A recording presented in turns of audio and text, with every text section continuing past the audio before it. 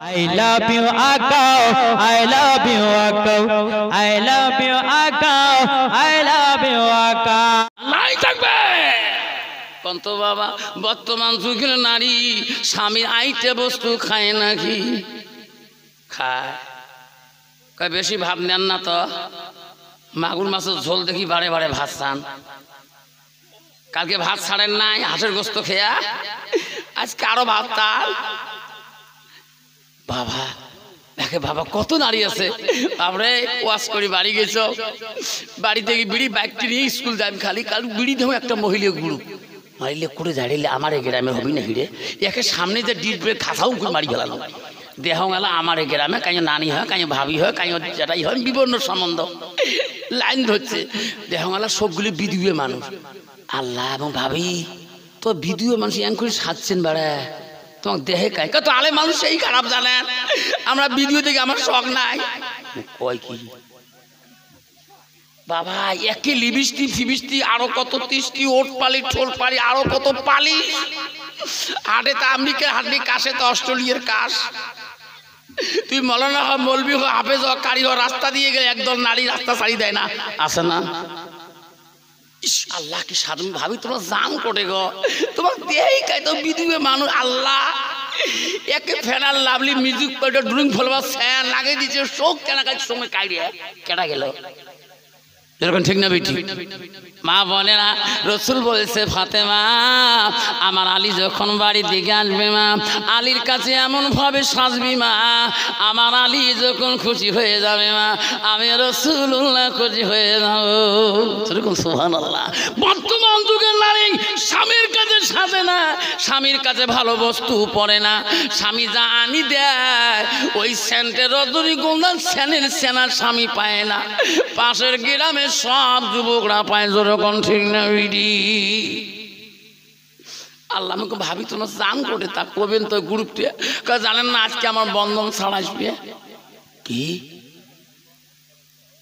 বন্ধন ছাড় তোমার কয় নাই আমার স্বামী যাওয়া লাগবে কেন ছাড়ো কদিনে ছাড় আমার স্বামী আইসে লাগবে কি না লাগবে না সাড়ের কাছে যাবি দেখি মাইও এই লিপস্টিক একে শয়তান কা দোস্তানি ভাল করি সাজি যা যেরকম ঠিক না বিঠি কেন বাবা ওই মেয়েটার ভিতরে হাদিসের অভাব ওই মেয়েটার ভিতরে কোরআনের অভাব আল্লাহ নবীর কাছে একজন সাহাবী গেছিলেন তার নাম হলো আব্দুল্লাহ ইবনে মাকতুম রাদিয়াল্লাহু তাআলা আনহু ওই সময় নবীর স্ত্রীরা ব্যবস্থায় বা খিদমতের ব্যবস্থায় ছিলেন নবীর স্ত্রীরা নবীর খিদমতের পাগল ছিলেন ওই সময় হযরত আব্দুল্লাহ ইবনে মাকতুম যে ডাকছিলেন ইয়া রাসূলুল্লাহ ইয়া হাবিবুল্লাহ নবী বলেছে বিবি রে ও বিবিরা তোমার পর্দা হয়ে যাও ও বিবি তোমার আড়াল হয়ে যাও মার স্ত্রী বলছে হুজুর কেন আমরা পর্দা হব কেন আমরা আড়াল হব ও বিবিরা আমার একজন সাহাবী অন্ধ আব্দুল্লাহ ইবনে মাকতুম আমাকে না দেখলে থাকতে পারে না বিবি তুমি আড়াল হয়ে যাও আব্দুল্লাহ ইবনে মাকতুমকে আমার কাছে আসতে দাও হযরতে মাইমুনা বলছে হুজুর আব্দুল্লাহ ইবনে মাকতুম তো অন্ধ উনি তো আমাকে দেখতে পারবে না আমরা তোমার কাছে দাঁড়িয়ে থাকবো গল্প করি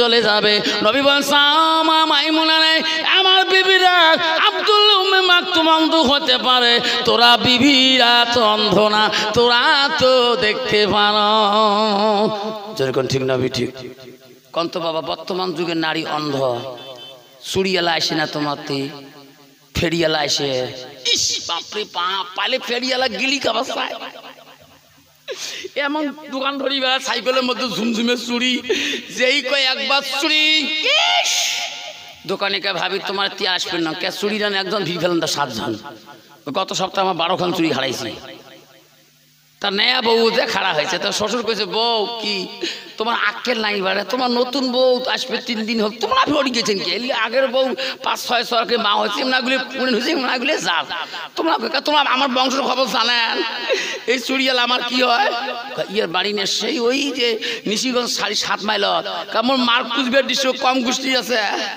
কেমন আত্মীয়তা কেমন মার বাবা নানা আছে না হ্যাঁ মোর নানার মিতে দোস্ত শালা হয় ইস 180 কিলোমিটার সম্পর্ক করে বাপ তাকে ধরে দেয় দোকানিকে ভাবি তোমার কিছু মিতে শালা হয়ে গেছে তুই থাক এলে মেয়ে মানুষের পয়েন্ট দিলে না কই শ্বশুর চাকরি দিন তোমার দোকান বেশি হবার না কথা তো ঠিকই রে। কয় ভাবি তো নিবেন কি? কয় ভাই রে বিয়ের দিন সবগুলি দিচ্ছি রে ভাই, মুখ চুড়ি দেয় নাই। কোন চুড়ি নিবেন? তুমি তো হাই কোম্পানির চুড়ি নিয়ে বেড়া, দেখলে 60 টাকা, হাতও দিলে 60 টাকা, নিলেও 60 টাকা। দাদা কোচ কি মালা তুই? নাম কি চুড়ি? কোম্পানির নাম কি? মাইনে পেয়ার কে চল করি কিরণ মালা। দেখ তো বাবা হাই কোম্পানির চুড়ি এলে চুড়ি খায় 4 নম্বর, চুড়ি খায় 6 নম্বর, উই দেয় 4 নম্বর। এলা চুড়ি নিয়ে টাকা ভাই 60 টাকা দিয়ে ভাবি হাতত দাং নিয়ে এলাও। চুড়ি খায় 6 নম্বর, উই দেয় 4 নম্বর। দোকানে এটি নগুল ঢোকে না। কয় ভাই তো চুড়ি ঢোকে না। ভাবি চুড়ি না ঢোকে মানে আপনি চুড়ি ঢুকবে, 1 টাকাও লাগবে না যদি একবার আপনি হাতত দিয়ে দেন। তোমার শয়তান কা দোস্তানি হাত আগে দেয়। দেখ তো বাবা 4 নম্বর চুড়িটি ক্যাঙ্গুড়ি খাওয়াবে, ওই নিজে না পায় নিজের হাত টিপিয়ে দোকানে কে ভাবি চুড়ি দেও আর হাত দিয়েও মুখ হন। ইস এই মুখ হচ্ছে দোকানে, এই বুড়নো গোলটে এমন ঠাসা মারছে ভাবি খালি কুচিয়ে মাথার মতো কেউট বেউট করে। জোরে কোন ঠিক নেবে ঠিক? ভাবি কয় ভাই এবং বাড়ি বেড়ালোকে ভাবি চুড়ি পেঁধে শয়তান কা দোস্তানি ভাল করি পেঁধে একসাথে জাহান নামে যাবো। খারাপ করুন কেন বাবা? ওই মেয়েটা ভিতরে এলেম না থাকার ধরনে আল্লাহ রাসূল বলল রসুল বলল তোরা যদি এলেমের রাস্তা, যদি বিদ্যা যদি অনুসন্ধান করতে পারো, সেই রাস্তায় যদি তুমি চলতে পারো, সেই রাস্তা যদি তুমি খুঁজতে পারো, রসুল বলল সাল্লাল্লাহু লা তারিকা ইলাল জান্নাত, সেই রাস্তায় চললে তোর জন্য আল্লাহ জান্নাত রাখবে। সুবহানাল্লাহ। বন্ধুরে ও মা বোনেরা শুনে রাখেন, মেয়েটা যদি আল্লাহওয়ালা না হয়, মেয়েটা যদি মুত্তাকিন না হয়, তোর বিবি যদি আল্লাহওয়ালা না হয়, তোর বিবি যদি আল্লাহওয়ালা মুত্তাকিন না হয়, ওই বিবি দ্বারা তুইও শান্তি পাবি না, তোর বাপ শান্তি পাবে না, তোর ভাই শান্তি পাবে না, তোর মা শান্তি পাবে না, তোর পরিয়ালে কেউ শান্তি পাবে না যদি বিবিটা আল্লাহওয়ালা মুত্তাকিন কোরআন পড়নেওয়ালা না হয়। জোরে কোন ঠিক না ঠিক? ও মা বলে না, বিশ্ব নবী রাসূলুল্লাহ বাড়ি দিকে চলে আসলেন। হযরত মা আয়েশা সিদ্দিকা, নবীজি না খাওয়া পর্যন্ত আয়েশা মুখে দানা দেয় না, আয়েশা একটা খানা খাইতে চায় না। রসুল যখন খায় আয়েশা তখন খায়। কন্ত বাবা বর্তমান যুগের নারী স্বামী বাড়ি আসতে খায় না? না খায়? খায় না। আর যদি কালে ভালে গোছ আনছেন, পাটার গোছ বা খাসির গোছ, ওই নেড়া হাত দিয়ে পর্যন্ত খায়।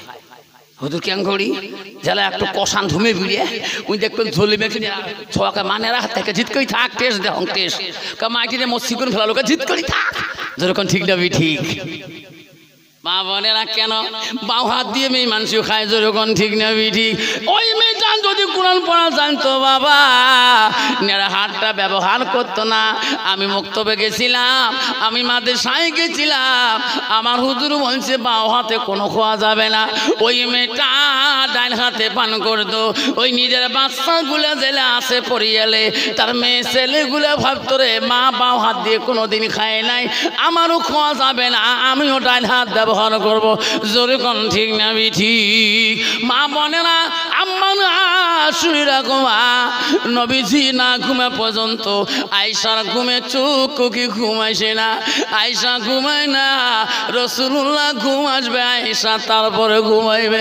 কন্ত বাবা বর্তমান যুগের নারী রে, স্বামী নাই ঘুমাইতে, বিবিরা তোমার বোঝা না ঘুমায়, আমার তুই স্বামী নাই ঘুমায়, তুই আর 100 মুখে আসা। যেরকম ঠিক না বেটি? এমন নাগের দুটারি দিয়ে স্বামী ডাকবার সাহস না পায়। যেরকম ঠিক না বেটি? বাপরে বাপ, স্বামী করিনি এলাই ঘুমে রাতে না মানে জিত করি আছে ঠ্যাং টিপের কবি যে। যেরকম ঠিক না বেটি? মা বোনের আম্মারা, মা জান্নাত যেতে চাও মা, ও মা জান্নাত কোথায়? বিশ্ব নবীর প্রেমিক হযরতে ফাতেমাতুল জোহরা, হযরতে আলী বাড়িতে আসছেন। আলী আনতে রান্না করতে ফাতেমার দেরি হয়ে গেছে। আলীকে বলো স্বামী গো আপনি উজু করি নামাজ পড়িয়া নেন, আমি এখনই তোমার খানার ব্যবস্থা করে দেব।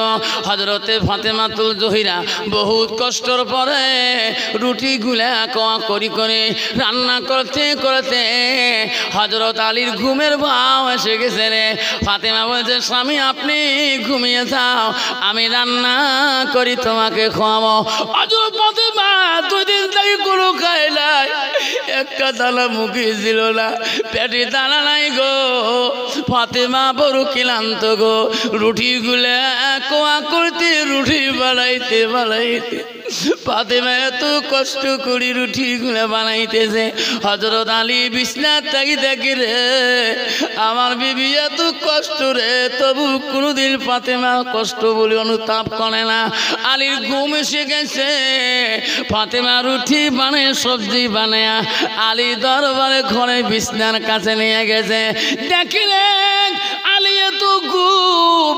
আল্লাহ হযরত ফাতেমা হাদিজার কথা মনে পড়লো।